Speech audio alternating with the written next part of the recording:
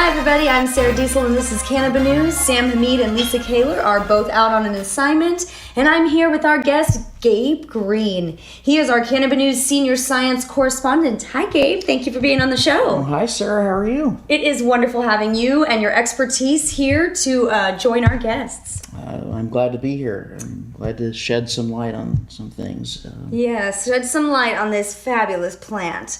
So, K2, also known as spice. What the heck is this stuff? Well, it's not just a mountain, K2, but it is a synthetic form of marijuana. And, unfortunately, it's been getting some pretty negative press. And it's something that a lot of people aren't familiar with that might be cannabis users.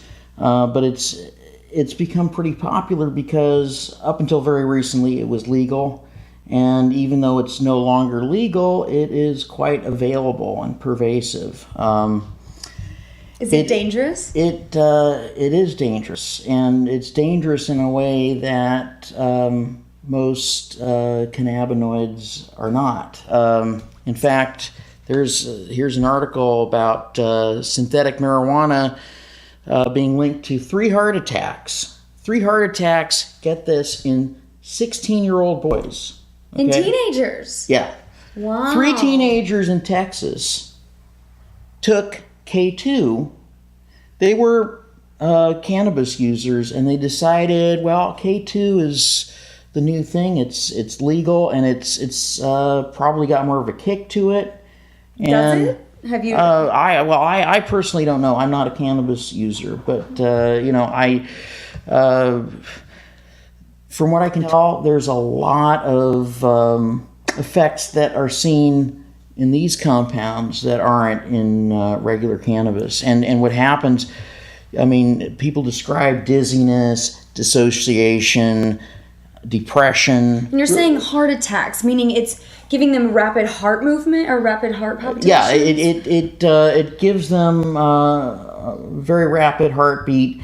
And, perhaps... It sounds like speed. It doesn't even sound like cannabis. It doesn't sound like cannabis at all. These compounds... I'm not opposed to synthetic cannabinoids. They have their place, but these particular ones are bad news. And let me explain a little bit about why that is. Please do. Okay, you have. Okay, I'm going to show you, and don't get all intimidated, you guys out there in television land or internet land, because I'm actually showing you chemical structures. But the point is to see patterns, because the shapes of these molecules determine how they react in your body. And subtle changes make a big difference. Now this is a picture, this is a drawing of the actual molecular structure of delta-9 tetrahydrocannabinol, known as THC. And this is, of course, present in natural cannabis. It can be synthesized. The synthetic form is what we know as Marinol, that's given to cancer patients by prescription. Now, if you take a look at this, each one of these is a carbon atom, just so that you know. And anytime there's a vertex, there's a carbon atom. So take a look at this, and then take a look at the structure below it. Can you see it's got the 3 rings? It's got these 2, these are called methyl groups, and it's got the double bond here. It's delta-9, that's the location of the double bond. So anybody who wants to know why it's delta-9 THC, it's the numbering system on this little ring.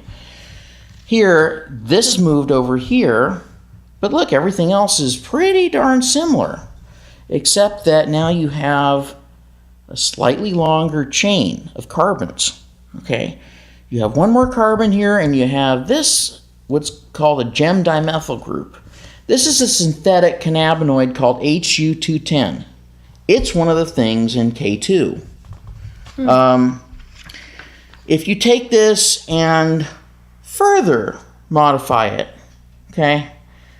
Now let's say you get rid of this part of the molecule, okay?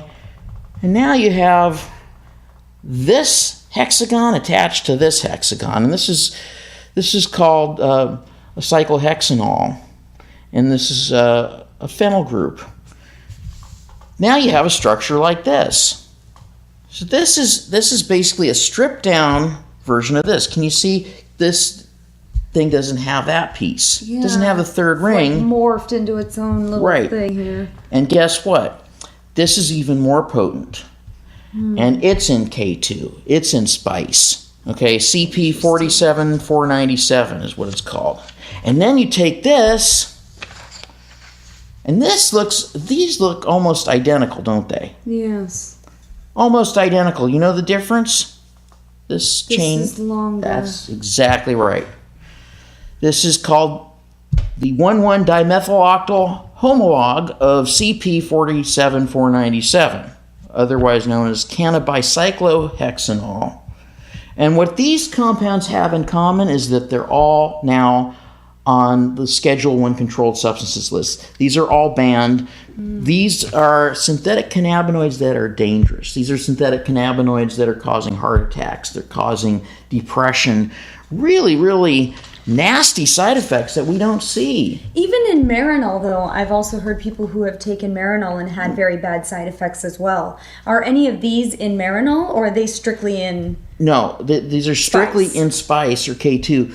Marinol is pure synthetic delta-9 THC. Okay. Now, that's an interesting question that you raised. Why would people have bad effects from Marinol as opposed to natural cannabis? Well, because natural cannabis is a mixture of a bunch of different cannabinoids.